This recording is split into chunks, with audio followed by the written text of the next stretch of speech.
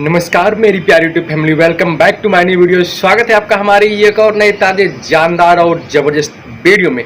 जी हाँ दोस्तों, ये वीडियो बहुत ही जानदार और बहुत ही ज़बरदस्त होने वाला है, क्योंकि आज मैं कुछ बहुत ही बेहतरीन पॉइंट आप लोगों को दिखाने वाला हूँ। वो सारे पॉइंट क्या हैं, तो वीडियो में बिल्कुल अंत तक बने रहिए। अगर आप लोगों को वीडियो अच्छा लग रहा है तो वीडियो को एक लाइक करके हमारे चैनल को सब्सक्राइब करके बेल आइकन घंटी को भी ज़रूर प्रेस कर दीजिएगा। हम बात कर लेते हैं रायबरेली में अखिलेश और राहुल की रैली में शुक्रवार को सोनिया गांधी भी शामिल हुई। उन्होंने कहा, मैं आपको अपना बेटा सौंप रही हूँ। जैसा आपने मुझे अपना माना है वैसा ही राहुल को मान करके रखना है। राहुल आपको, मुझे उम्मीद है कि किसी भी प्रकार की निराशा नहीं देंगे। उन्होंने कहा कि मैंने राहुल और प्रियंका जी को वही शिक्षा दी है जो कि इंदिरा जी ने मुझे दी थी। सबका आदर करो, कमजोरों की रक्षा करो, अन्याय के खिलाफ जिससे भी लड़ना हो लड़ पड़ो। डरना नहीं, वो डरेंगे भी नहीं, क्योंकि न्याय और परंपरा की तुम्हारी जड़ें बहुत ही मजबूत हैं। साथ ही में उन्होंने बहुत ही बेहतरीन बात कर डाली।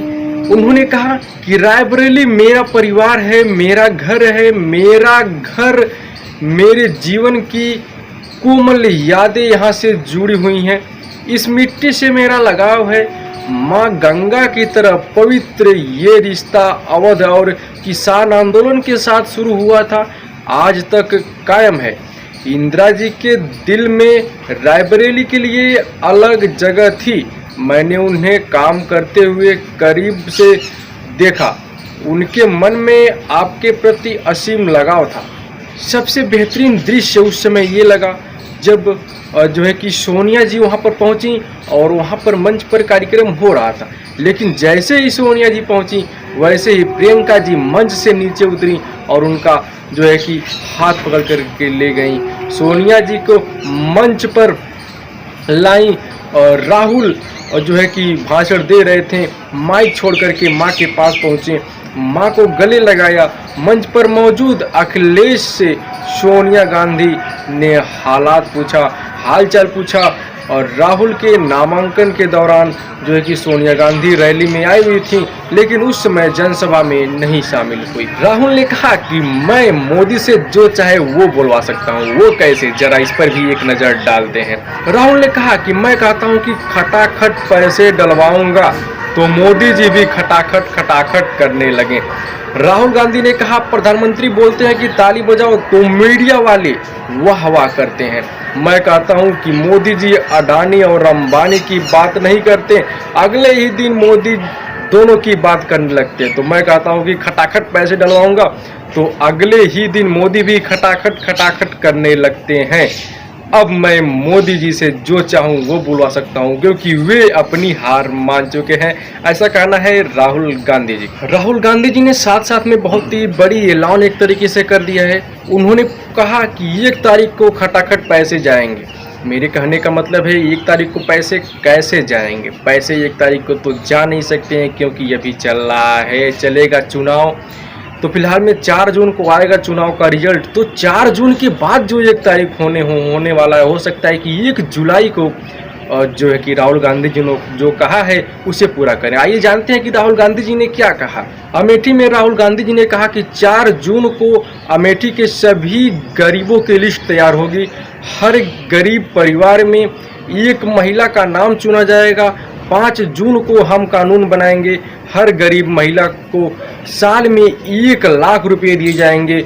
इस साल 4 जुलाई को 8,500 रुपये बैंक खाते में जाएगा। हर महीने की 1 तारीख को खटाखट पैसे जाएंगे। राहुल ने कहा, जब आपने रोजगार मांगा तो मोदी जी ने कहा नाले में पाइप डालो, गैस निकलेगी, गैस से चूल्हा जलाओ, पकौड़े तालो, यही आपका रोजगार है। उन्होंने कहा ये जो है कि हमारे देश के स्टूडेंटों का जीवन जो है कि बर्बाद करने का तरीका है। ये उनका बहुत ही बड़ा अपमान है। अमेठी के युवाओं के साथ बहुत ही बड़ा अपमान है। हमारे देश के युवाओं के साथ बहुत ही बड़ा अपमान है, क्योंकि अगर हर एक नागरिक, हर एक युवक पकौड़ा ही तलेगा तो देश की तरक्की कैसे होगी। जी हाँ, बिल्कुल बातें जायज़ हैं, क्योंकि जो देश की विकास को आगे ले जाने की बात होती है तो सबसे पहले होती है शिक्षा। और जिस देश में शिक्षा ही नहीं रहेगी वो देश कभी भी आगे नहीं बढ़ सकता है, क्योंकि शिक्षा ही एक ऐसी चीज़ है, शिक्षा ही एक ऐसा मूल मंत्र है जो देश को आगे ले जाने के लिए बहुत ही अहम भूमिका निभाता है। और बिना शिक्षा के कोई भी देश आगे नहीं जा सकता है। उन्होंने साथ साथ में ये भी कहा कि मोदी जी रोजगार छीने हैं। राहुल गांधी ने कहा हमने बहुत ही काम किया है लेकिन बहुत काम अभी बाकी है। रायबरेली को पहले नंबर पर पहुंचाना है। ये शिक्षा का सेंटर है, ये सिर्फ हिंदुस्तान का नहीं दुनिया का सबसे नंबर 1 सेंटर बनना चाहिए। अग्निवीर पर उन्होंने कहा, अग्निवीर पर कुछ कहना चाहता हूँ, नरेंद्र मोदी ने रोजगार छीना है। सबसे दुख की बात यह है कि अग्निवीर योजना है, इसे लागू करके युवाओं का अपमान किया गया है। सुबह 3 बजे से उठ करके हिंदुस्तान के देशभक्त मेहनत करता था, लेकिन रोजगार ला करके उन्होंने 2 बात कही। पहली यही कि जैसे जिसे पेंशन नहीं मिलेगी, कैंटीन नहीं मिलेगी, शहीद का दर्जा नहीं मिलेगा, वही अग्निवीर होगा। दूसरा, और अमीर का बेटा, उसे सभी लाभ मिलेंगे। ये बहुत ही एक तरीके से कह सकते हैं कि हमारे देश के साथ खिलवाड़ है। जो अग्निवीर जो व्यक्ति जो अग्निवीर के रूप में हमारे देश की सेवा करता है उसे ही पेंशन नहीं मिलेगी। आप एक तरह से सोच सकते हैं कि जो हमारे देश का भविष्य है उसी के साथ खिलवाड़ किया जा रहा है। जो हमारे देश के सुरक्षाकर्मी हैं, जब हम उन्हीं के साथ खिलवाड़ करेंगे तो हमारा देश सुरक्षित कैसे रहेगा, सबसे बड़ा ये सवाल खड़ा होता है। तो फिलहाल में अगर आप लोगों को इसी प्रकार की और ढेर सारी वीडियो चाहिए तो हमारे चैनल को सब्सक्राइब करके बेल आइकन घंटी को प्रेस कीजिए। इसी प्रकार से जेन्युइन न्यूज़ की लेटेस्ट वीडियो आप लोगों को देखने को मिलती रहेंगी। तो फिलहाल मिलते हैं नेक्स्ट वीडियो में, तब तक के लिए tata bye bye, Vande Mataram, जय हिंद, bye bye, take care guys.